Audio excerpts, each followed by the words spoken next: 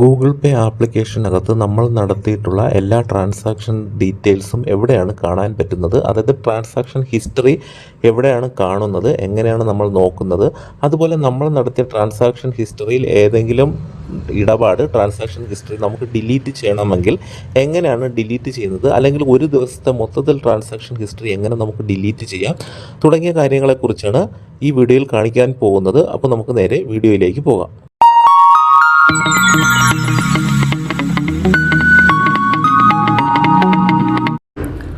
ആദ്യമായി നമ്മുടെ ഫോണിൽ ഇൻസ്റ്റാൾ ചെയ്തിട്ടുള്ള ഗൂഗിൾ പേ ആപ്ലിക്കേഷൻ ഓപ്പൺ ചെയ്യുക. ഓപ്പൺ ചെയ്യുമ്പോൾ നമുക്കറിയാം ഇത്തരത്തിലാണ് നമ്മുടെ ആപ്ലിക്കേഷൻ്റെ മെയിൻ ഇൻ്റർഫേസ് വരുന്നത്.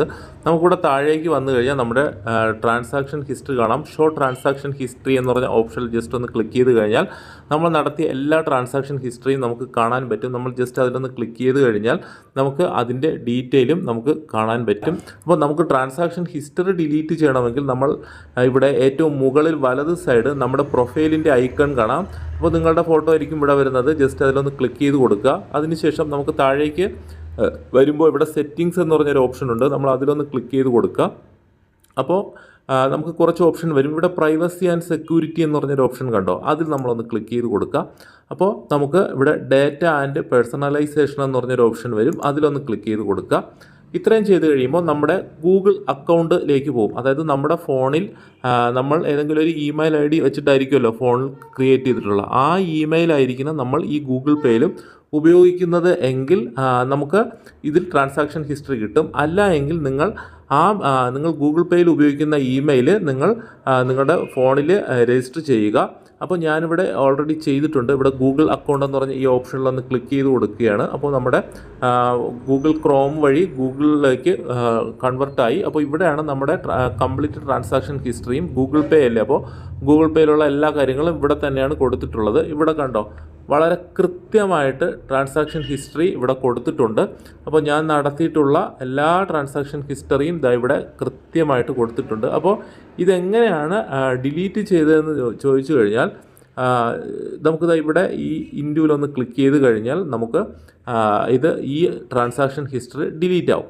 ഇനി നിങ്ങൾക്ക് ഒരു ദിവസത്തെ മൊത്തം ഒരുമിച്ച് ഡിലീറ്റ് ചെയ്യണമെങ്കിൽ വളരെ സിമ്പിളാണ്. നമുക്കിതാ ഈ മെയ് 27-ന് 3 ട്രാൻസാക്ഷൻ ഉണ്ട്. അപ്പോൾ ഈ 3 ഒരുമിച്ച് ഡിലീറ്റ് ചെയ്യണമെങ്കിൽ ഈ ഒരൊറ്റ ഇൻഡ്യൂൽ അടിച്ചാൽ മതി. ഒന്ന് മാത്രം ഡിലീറ്റ് ചെയ്യണമെങ്കിൽ നമുക്കിതാ ഇവിടെ ഈ ഒരൊറ്റ ഇൻഡ്യൂൽ അടിച്ചു കഴിഞ്ഞാൽ അത് മാത്രം ഡിലീറ്റ് ആവും.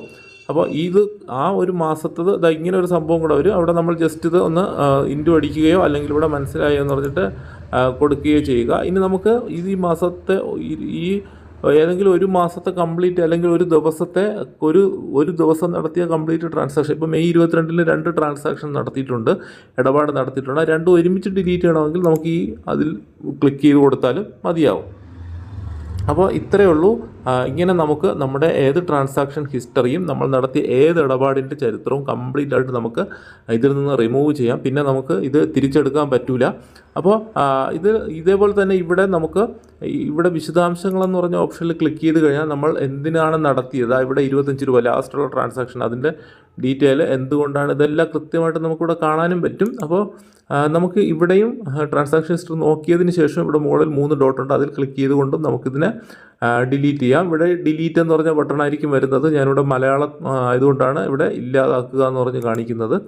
ഇത്രയേ ഉള്ളൂ, വളരെ സിമ്പിളാണ്. നമുക്ക് ഇത്തരത്തിൽ നമ്മുടെ ട്രാൻസാക്ഷൻ ഹിസ്റ്ററി വളരെ എളുപ്പത്തിൽ നമുക്ക് ഡിലീറ്റ് ചെയ്യാൻ പറ്റും. അപ്പോൾ നിങ്ങൾക്ക് ആവശ്യമുണ്ടെങ്കിൽ മാത്രം ഇത് ചെയ്യുക. ആവശ്യമില്ലാത്തവർ ഒരിക്കലും ട്രാൻസാക്ഷൻ ഹിസ്റ്ററി ഡിലീറ്റ് ചെയ്യാതിരിക്കുന്നതായിരിക്കും നല്ലത്. അപ്പോൾ നമുക്ക് എന്നായിരുന്നാലും ഏതെങ്കിലും ഇടപാട് നടത്തിയിട്ടുണ്ടെങ്കിൽ അത് നമുക്കിതിൽ നിന്നും കണ്ടുപിടിക്കാൻ പറ്റും. അപ്പോൾ ഈ വീഡിയോ നിങ്ങൾക്ക് ഉപകാരപ്പെട്ട് തീർച്ചയായിട്ടും ലൈക്ക് ചെയ്യുക. അതുപോലെ നമ്മുടെ ചാനൽ ഇതിൽ സബ്സ്ക്രൈബ് ചെയ്യാത്തവരാണെങ്കിൽ ഒന്ന് സബ്സ്ക്രൈബ് ചെയ്യുക. ഈ വീഡിയോ ആർക്കെങ്കിലും ആവശ്യമുണ്ടെന്ന് തോന്നുകയാണെങ്കിൽ അല്ലെങ്കിൽ ആരെങ്കിലും നിങ്ങളോട് ചോദിക്കുകയാണെങ്കിൽ ഒന്ന് ഷെയർ ചെയ്ത് കൊടുക്കുക.